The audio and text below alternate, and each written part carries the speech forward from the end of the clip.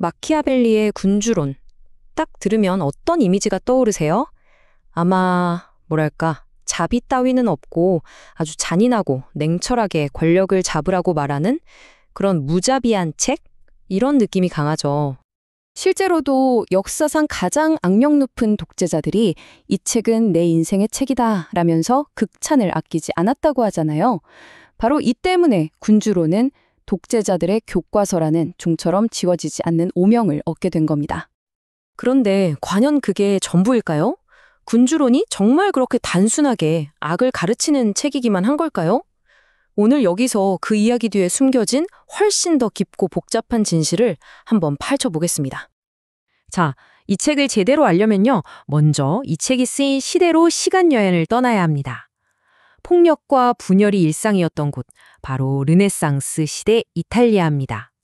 당시 이탈리아는 지금 우리가 아는 그런 통일된 나라가 전혀 아니었어요.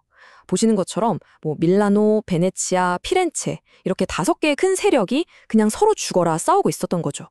말 그대로 완전 혼돈의 땅이었습니다. 근데 여기서 진짜 중요한 포인트로 있어요. 이탈리아가 이렇게 자기들끼리 치고받는 동안에 주변의 프랑스나 스페인은 이미 통일을 이루고 강력한 국가 군대를 키우고 있었거든요. 마키아벨리가 외교관 시절에 프랑스 국왕의 군대를 직접 보고는 엄청난 충격을 받았다고 해요. 이게 그의 생각에 아주 큰 영향을 미치게 됩니다. 그리고 이 모든 혼돈의 한가운데 피렌체를 쥐락펴락하던 메디치 가문이 있었습니다. 이 가문의 역사를 보면 정말 롤러코스터가 따로 없어요. 권력의 정점에 섰다가 한순간에 쫓겨나고 또 18년 만에 극적으로 복귀하거든요. 바로 이 메디치 가문의 운명이 마키아벨리 개인의 운명을 송두리째 바꿔놓게 됩니다. 자, 그럼 드디어 오늘의 주인공, 마키아벨리를 만나보죠. 흔히 생각하는 것처럼 그냥 차가운 칡상무림 이론가가 아니었습니다. 자기 시대의 정치판 한복판에서 온몸으로 부딪혔던 아주 열정적인 공직자였어요. 바로 그 메디치 가문이 피렌체에서 쫓겨나 있던 18년 동안 마키아벨리는 공화국의 아주 중요한 외교관, 그러니까 제2서기장이었습니다. 무려 14년 동안이나요. 그는 유럽 전역을 돌아다니면서 당대 최고 권력자들을 직접 만나고 협상하면서 진짜 실전 정치가 얼마나 냉혹한지를 온몸으로 배운 사람이었던 거죠. 그런데 1512년 메디치 가문이 다시 피렌체로 돌아오면서 그의 인생이 하루아침에 완전히 뒤바뀝니다. 그가 평생을 바쳤던 공화정은 무너졌고요. 그는 그냥 직장을 잃은 수준이 아니라 이전 정권의 핵심 인물, 즉 새로운 정권의 적으로 찍혀버린 겁니다. 그의 몰락은 정말 끔찍했습니다. 잊지도 않은 반여 근무에 엮여서 체포되고요. 양팔을 뒤로 묶은 채 공중에 매달아 버리는 상상만 해도 끔찍한 고문까지 당합니다. 결국 그는 모든 걸 잃고 자기가 그토록 사랑했던 도시 피렌체에서 쫓겨나게 되죠. 바로 이 끝없는 절망 속에서 우리가 아는 군주론이 탄생하게 된 겁니다. 네, 여기서 군주론의 진짜 정체가 드러납니다. 이 악명 높은 책은 사실 무슨 위대한 철학서가 아니었어요. 정치판으로 어떻게든 다시 돌아가고 싶었던 한 남자의 정말 절박한 입사 지원서였던 겁니다.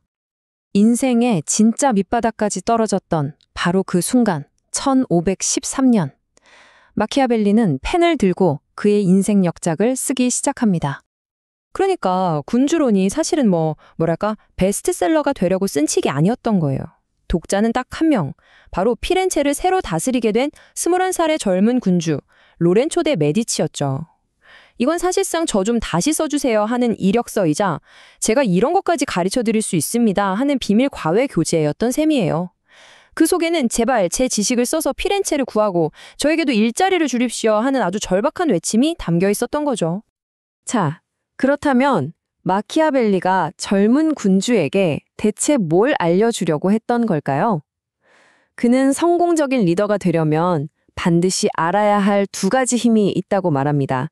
이 2가지를 이해하고 다스려야 한다는 거죠. 그게 바로 비르투와 포르투나입니다. 비르투는 리더 개인의 능력, 실력, 용기 이런 것들을 말해요. 한마디로 내가 통제할 수 있는 영역이죠. 반면에 포르투나는 운명의 여신이 던져주는 행운이나 불운처럼 도저히 우리가 컨트롤할 수 없는 외부의 힘을 뜻합니다. 이 문장 아마 군주론에서 가장 유명하고 또 가장 욕을 많이 먹는 구절일 겁니다. 사랑받기보다는 두려움의 대상이 되어라. 이렇게 딱 떼어놓고 들으면 진짜 소름 돋게 잔인하게 들리잖아요? 하지만 여기에도 아주 결정적인 맥락이 숨어 있습니다. 이 조언은요, 이미 안정된 나라를 물려받은 왕을 위한 게 아니에요. 아무것도 없는 혼돈 속에서 새로운 나라를 만들어야 하는 군주를 위한 조언이었던 거죠.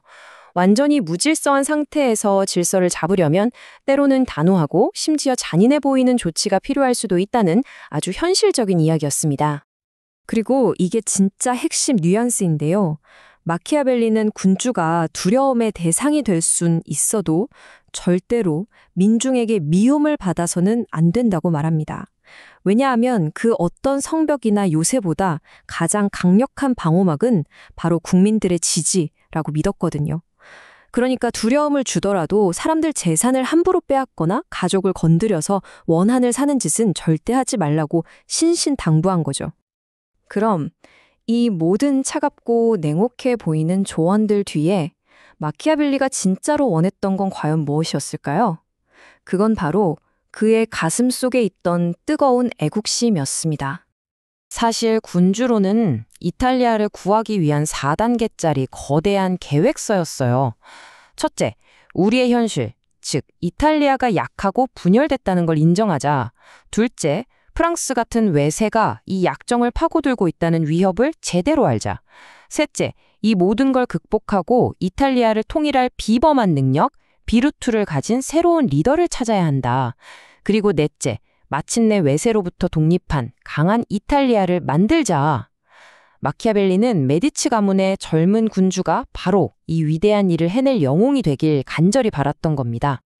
이렇게 보면 군주로는 폭정을 하라고 부추기는 책이 전혀 아니죠. 오히려 모든 것을 잃었지만 나라를 사랑하는 마음 하나만은 끝까지 놓지 않았던 한 남자의 절규에 가까웠습니다. 제발 저의 이 모든 경험과 지식을 이용해서 우리나라를 구해주세요 라고 외치는 구국의 제안서였던 셈입니다. 저는 개인적으로 이 구절이 마키아벨리의 생각을 가장 잘 보여준다고 생각해요. 그는 운명이라는 거대한 힘을 인정했어요. 하지만 그 운명의 모든 걸 내맡기지 않았습니다. 나머지 절반은 우리 인간의 의지, 그리고 리더의 능력인 비르트로 충분히 바꿀 수 있다고 굳게 믿었던 거죠. 자, 이 모든 배경 이야기를 알고 나니까 군주론이라는 책이 조금은 다르게 보이지 않으세요? 마키아벨리, 그는 과연 악마의 스승이었을까요? 아니면 자기 시대를 구하기 위해 기꺼이 냉혹해져야만 했던 시대를 앞서간 애국자였을까요? 이 질문을 여러분께 남겨드리면서 오늘 이야기 마치겠습니다.